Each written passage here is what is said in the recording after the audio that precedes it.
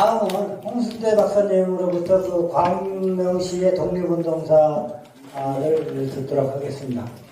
네, 반갑습니다. 방금 소개받은 석탄법인 키산 김강선생 기념사 상임이사 맡고 있는 홍순대입니다.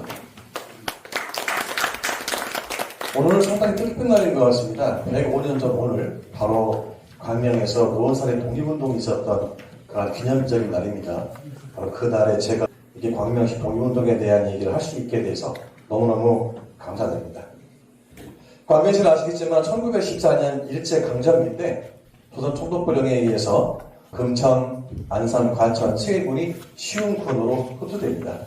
그리고 해방 이후 1981년 오늘날 광명시로 승격하게 되죠. 화면에 보이시는 지도는 일제강점기 때 일제에 의해서 그려져 있었는데 저 지도를 보시게 되면 광명시의 아주 세부적인 모습들을 자세히 볼 수 있는 지도입니다. 저는 광명의 독립운동을 세 시기로 나눠봤습니다. 첫 번째 시기는 탐관오리와 일제에 저항하는 백성들의 항쟁, 두 번째는 3.1 독립운동의 참여와 노원산의 독립운동, 그리고 세 번째는 바로 교육사업입니다. 첫 번째 제1기는 농민들이 관리 부정부패와 그다음에 일제에 저항한 시기입니다. 그리고 2기는 3.1운동 참여로 인해서 일제의 직접동으로 맞선 시기입니다. 그리고 3기는 교육사업을 전개한 민족교육운동입니다. 1876년 우리나라는 일본과 강화도 조약을 맺게 됩니다. 강화도 조약은 아시겠지만 일본과 맺은 불평등 조약이죠. 강화도 조약을 시점으로 해서 우리나라는 경제적으로 일본에 의속됩니다. 그리고 후에는 일본이 영토 침략을 통해서 우리나라는 점령되게 되죠. 당시의 조선은 열강의 틈바구니에 있었습니다. 가까이는 청나라, 그리고 일본, 러시아가 우리나라의 경제적인 이권을 차지하기 위해서 신탐탐 노리고 있었습니다. 그 와중에 1894년 우리나라에 바로 동학농민 항쟁이 일어나게 됩니다.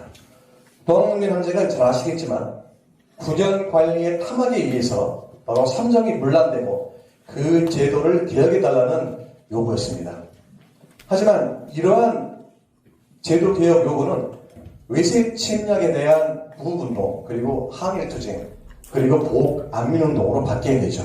그 이유는 조선 정부가 동학농민을 제압하기 위해서 청나라의 군대를 파견함으로 인해서 청과 일본이 우리나라에 내전 가서하게 되면서 동학농민 항쟁은 바로 외세에 대한 부국운동으로 발전하게 됩니다. 하지만 불행스럽게도 동학농민 항쟁은 불과 1년도 안 되는 사이에 일제에 의해서 진압당하게 됩니다. 하지만 농민군의 잔존 세력은 항일의병의 중심 세력이 됐고, 그리고 항일 정신은 3.1운동으로 개선되었습니다.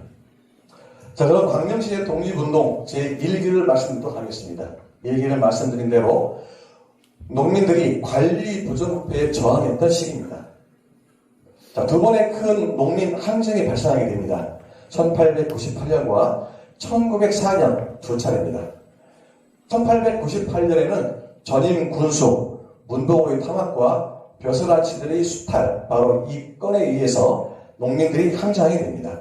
그 사건의 내막을 보면 3년 전의 동학사건, 그리고 소송사건, 그리고 허가 없이 가축 도살한 사건, 이러한 건들에 대해서 전임 군수 문봉호와 벼슬아치들은 지나친 형벌을 가하거나 지나친 속전을 부과했습니다.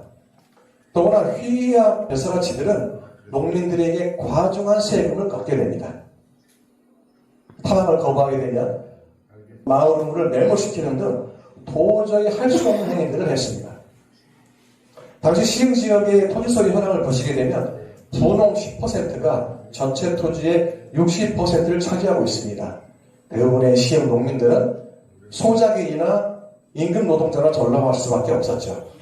이런 상황에서 전임 군수와 휘하 관리들의 탐학은 농민들의 돈으로 사기 충분했습니다.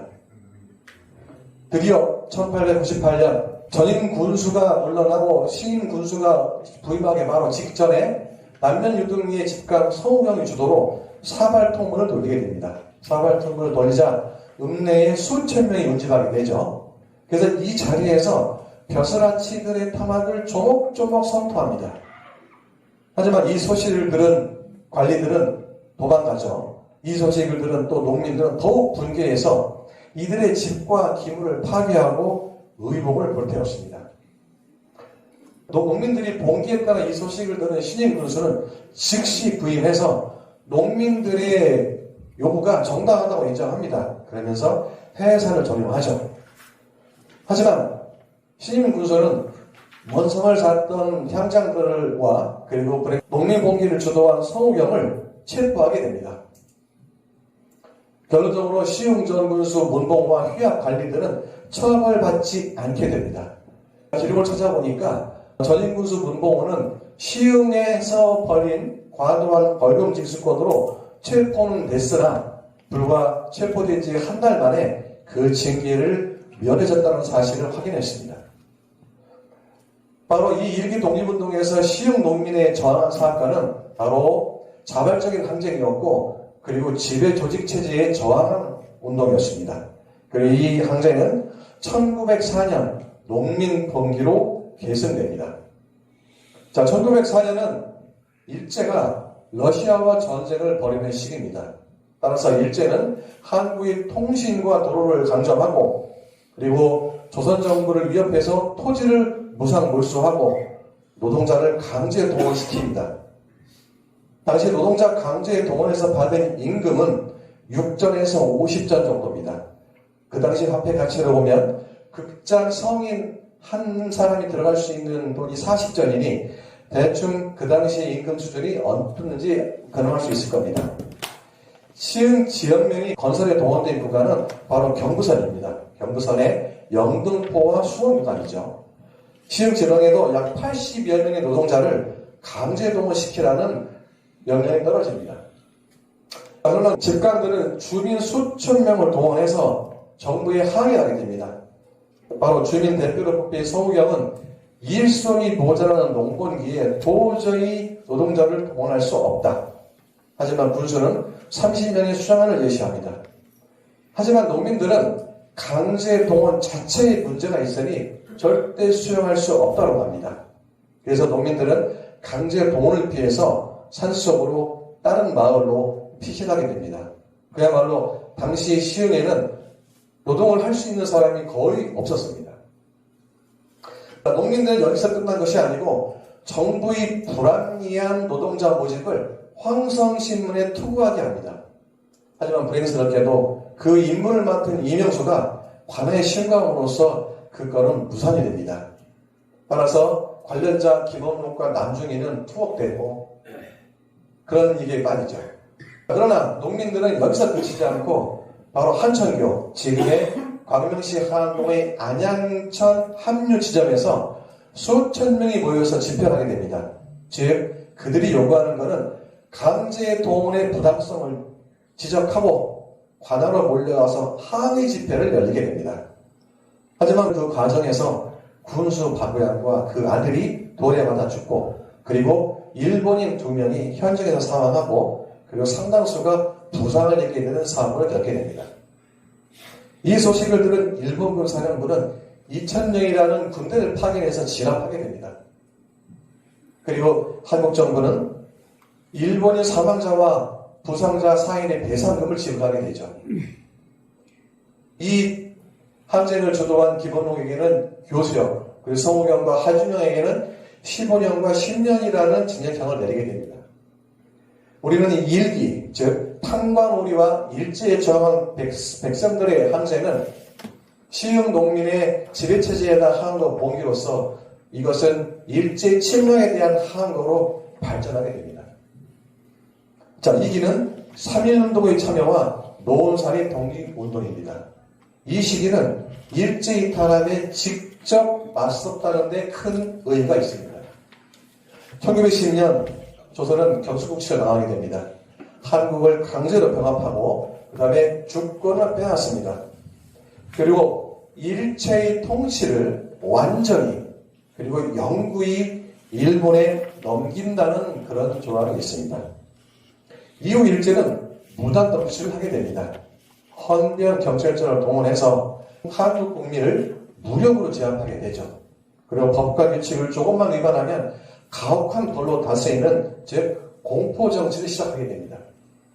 바로 그 대표적인 사례가 1910년 공포된 범죄 즉결례입니다.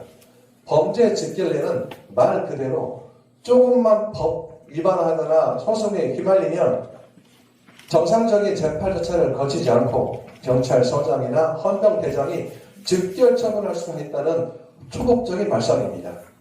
이렇게 하는 이유는 한국민을 공포랑과 공포에 떨게 하겠다는 의도가 다분했습니다.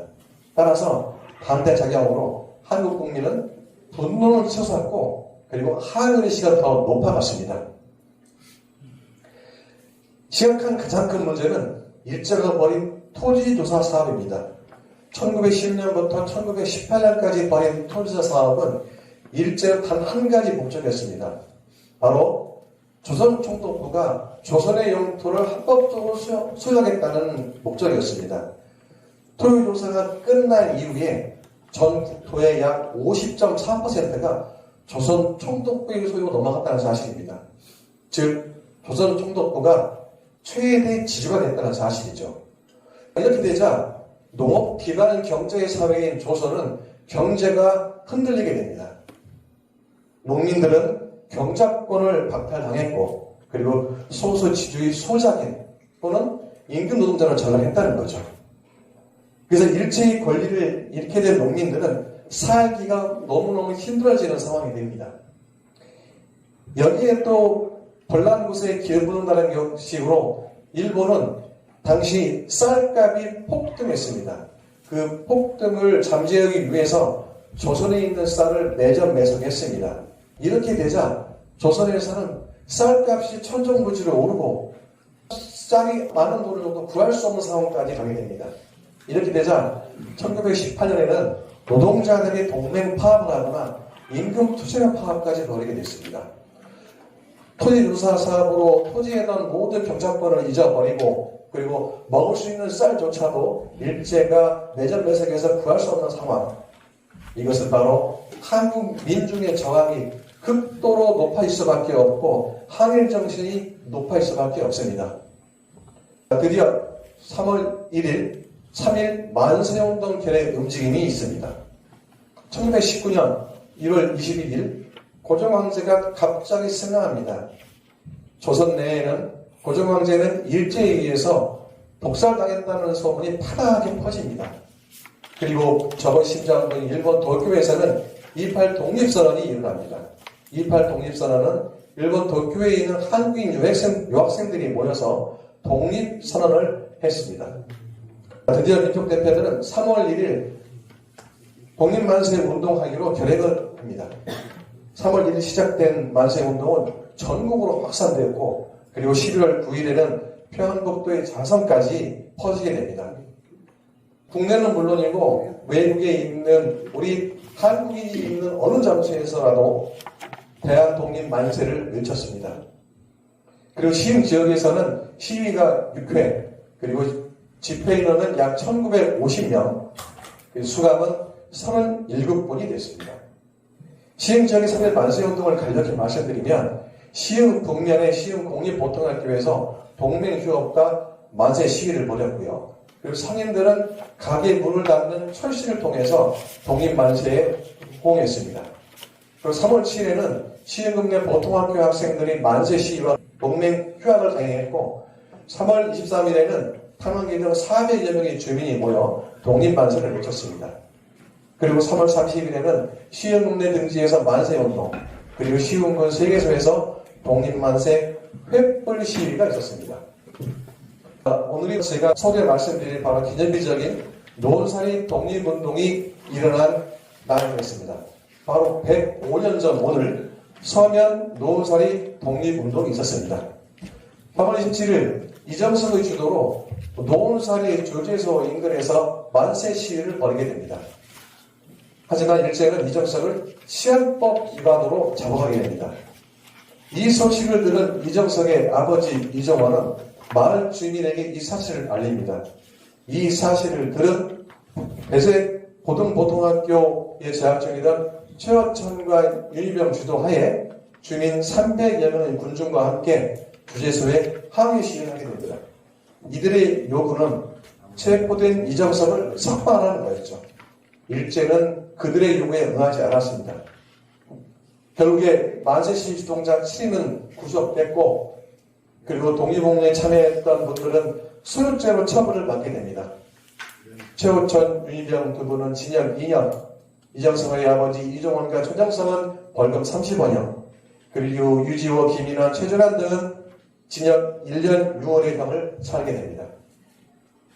2기의 독립운동은 1기의 의병 항쟁 정신이 바로 독립운동을 할 수 있는 가열찬 원동력으로 변했다는 사실입니다. 3기의 독립운동은 바로 교육사업을 전개한 민족교육운동입니다. 교육은 백년기 대계라고 하지 않습니까? 당시 민족교육운동은 절실했습니다. 일제는 조선교육령을 통해서 우리 민족 말살 정책을 펼쳤습니다. 이것은 한국을 영원히 식민지하기 위한 수단이었습니다. 그리고 그들은 전진적 동아주의를 기반으로 미폭양속, 그리고 일본어 사용, 그리고 실업교육, 즉 식민지 백성으로서 아주 기본적인 교육만 받게 했습니다. 그러나 시군에는 시흥으로부터 아주 기쁜 소식이 들립니다. 1908년 1월 9일 민족지인 대한민신보에 이런 기사가 실립니다. 시흥서면 수원에 사는 이현철이 국문야학교를 설립했고 신학문을 한글로 번역해서 약 30여 명의 학생들이 참여하고 있다. 그 내용들은 한글 교육과 신학문 교육이다. 당시의 신학문은 산술, 지리, 역사 등이었습니다. 몇 달 후 더욱 기쁜 소식이 들립니다. 바로 신학문을 공부하던 바로 국문야학교가 은양의습을 설립했다는 얘기입니다. 바로 은양의습을 설립해서 박성식 행사를 했다는 아주 기쁜 소식이 들렸죠. 하지만 당시엔 더 힘들었겠죠. 아주 많은 돈이 필요했을 겁니다. 그래서 1909년 대한민신보 2월 12일자에는 학교 운영에 많은 자금이 필요하고 그 교장과 교감이 재정 출연을 했으며 그 다음에 교사는 무보수로 학생을 가르쳤다. 이렇게 보도가 됐습니다. 하지만 은양의습은 일제 치하의 어려운 환경에도 불구하고 1927년 서면 공립보통학교로 인가를 받고요. 그 다음에 군수의 반대에도 불구하고 1930년 학부모 주도하에 학급 증설 운동을 했습니다. 그리고 은양의습은 현재 서면 초등학교의 전신이 됐죠. 서면 초등학교는 바로 117년 전통이죠. 이 은양의습을 설립하신 이현철은 바로 오리 이원익 선생의 후손입니다. 다른 신문 기사를 보게 되면 또 시흥에 다른 분이 야학을 한다는 아주 기쁜 소식이 들립니다. 동아일보 28년 8월 23일자 기사를 보게 되면 최호환이 개인집을 빌려 15세 미만의 아동들을 저녁 8시부터 2시간 동안 한글을 가르쳤다고 합니다. 그리고 이들은 낮에는 집안 생계를 위해서 일을 해야 되는 처지이기 때문에 저녁에 따로 2시간 동안 가르쳤다는 겁니다. 그리고 참여했던 아동들 과반수가 한글을 깨우쳤다는 아주 기쁜 소식이 들렸습니다. 3기의 시흥지역, 즉 광명의 독립운동은 교육사업을 전개한 민족교육운동입니다. 바로 교육사업은 미래 세대 학생들에 대한 교육을 강조했고 그리고 이 교육은 민족 정체성 확립에 필수적이었습니다. 바로 이러한 교육운동은 대한 독립과 그리고 인간다운 삶을 살기 위한 초석이 되었다고 생각합니다. 제가 지금까지 말씀드린 광명의 독립운동은 1기, 2기, 3기로 구분했습니다. 1기는 농민들이 주도하에 부정부패와 일제에 저항한 사건이고 2기는 일제의 탄압에 직접 맞선 항쟁입니다. 그리고 3기는 광명 지역에 뜻있는 지식인들이 교육사업을 전개한 민족교육입니다. 광명인들은 이렇듯 관리 탐욕에 봉기했고 그리고 일제의 수탈에 항거했으며 민족교육에 앞장섰습니다.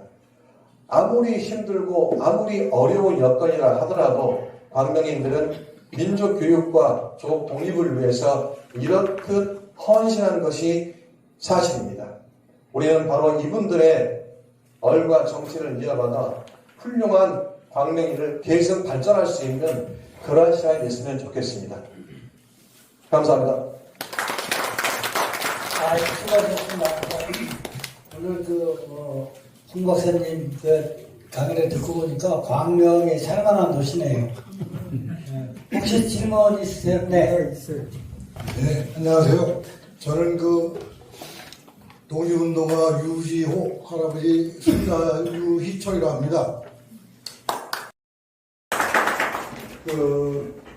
제2기 광명 노원살이 독립운동사라고 이렇게 제목이 나왔어요. 노원살이 독립운동사라고 그래요, 지금이. 여기 지금 이정석이 잡혀가서 노원살에서 독립운동을 했다 이렇게 되지 않습니까? 그럼 이정석이라는 이분이 왜 잡혀갔냐? 그건 안 나와요. 앞에 광명시 독립운동사 얘기를 하는데 그 얘기를 제가 말씀드리고 건의하고자 합니다. 우리 지금 서면초등학교 앞쪽에 하면 옛날에 경기도 광시흥구 서면 명사무소 소재지가 있어요. 설월이라는 동네에.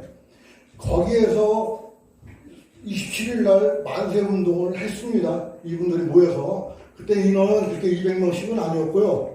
많은 인원이 모여서 그 배정학교 나오신 두 분과 함께 만세운동을 했는데 주재소가 노원살에 하나 넘어 있었죠. 네. 거기서 형사가 말 타고 오는 형사 한 명하고 우리 한국인 순사라고 그래요. 한국인 순사가 있었답니다. 보조 순사가. 그 두 분들이 있는데 그 두 사람은 우리 할아버지나 이런 분들이 막 작대기 막 때렸대. 이 자식아 나를 작다는데 니들 뭐 하는 거냐? 이런 식으로 해서 이제 그 항거가 되고 이 사건이 이루어진 거죠. 그 발달이 광명시 소아리에서 이루어졌기 때문에 이 제목이 노원살의 독립운동사가 아니고 소아리의 독립운동사라고 나와야 난 이게 맞다 그렇게 생각을 합니다. 발원지가 여기 있으니까 광명의 독립운동을 시작한 발원지는 이 서면 명사무소 소재지가 있는 그 앞에서 시작을 했기 때문에 이건 이렇게 추정을 하시는 게 맞지 않을까 해서 말씀드립니다. 감사합니다.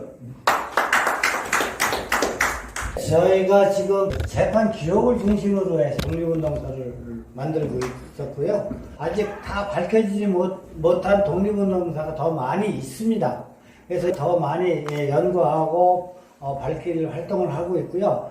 그래서 3월 27일 날 서면 소아리에서 서면 소재지에서 만세운동을 했기 때문에 오늘 3월 27일로 얘기를 했고요. 28일 날 노원살의 주재소에서 항의 시위를 하게 됩니다.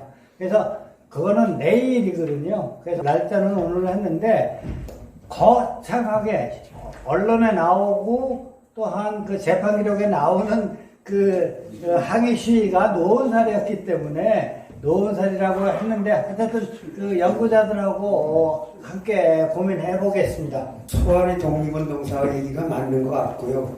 그 야학에 대해서 좀 여쭤보려고 해요. 그 윤기중 씨가 설립한 야학이 있고 소아리예요. 그다음에 여기 두 번째 나오시는 윤기자님 그 할아버지가 야학을 그 학생들을 가르쳤던 그런 기록이 있거든요. 그런 얘기는 하나도 없네요. 빠지신 건지 아니면 소소한 거니까 이렇게 데끼신 건지 그게 궁금해가지고. 동아일보 신문사에 나오고도 동아일보에 그런 걸 공평하게 발표를 해주셔야 될 것 같은 생각이. 예, 알겠습니다. 근데 왜냐면 이제 기사들은 제가 다 사연을 가지고 있는데 그 모든 내용을 다 오늘 PT에 담기에는 시간의 제약이 좀 있어서 그것도 나중에 글로 표현하게 되면은 반드시 추가해서 모든 분들이 좀 알 수 있도록 하도록 하겠습니다. 예, 감사합니다. 어쨌든 그 역사는 기록할 때마다 조금씩 바뀝니다. 왜냐하면 진실로 찾아가기 위해서는 지금은 이게 전부인 줄 알았는데 연구하다 보면 다른 게 나오니까 또 바뀌게 되고 그렇습니다. 그 지금 말씀해 주신 분은 윤희병 그 지사님의 손자 되시는 분이시고요. 배재고등학교 다니실 때 21살 했었습니다. 그 교육에 광명시가 교육도시로 발전하기 위해서는 이런 밑거름이 있었지 않나 생각됩니다. 다른 질문 없으시면 이걸로 끝내겠습니다. 수고하셨습니다. 감사합니다.